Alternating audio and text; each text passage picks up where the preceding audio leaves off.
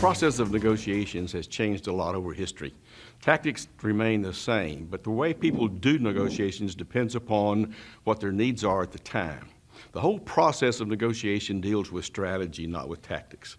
And the ones who tend to do it the best are the ones who do it from a plan, who know what the outcome should be before they begin, and then develop the strategies and tactics to go with that.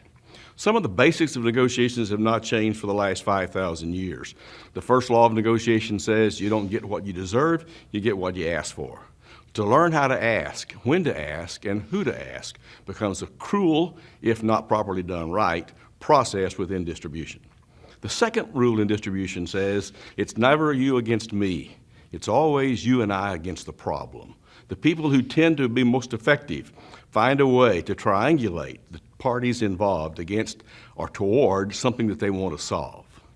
The next thing to realize is the concept of making concessions is what distribution's about.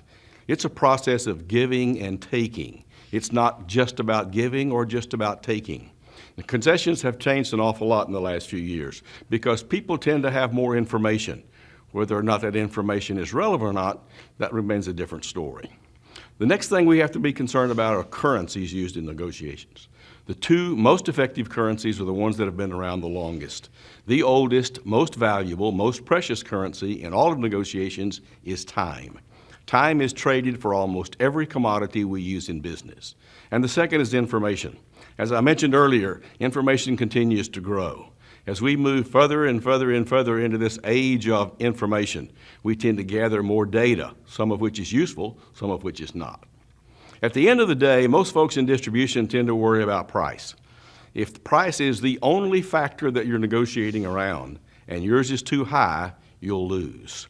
Price becomes crucial to know before you begin, but understand that price cannot be the only factor that you focus on. If I were to tell you two things to do to be better at negotiations, one would be to become more patient.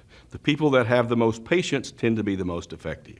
And the second is always begin with the end in mind.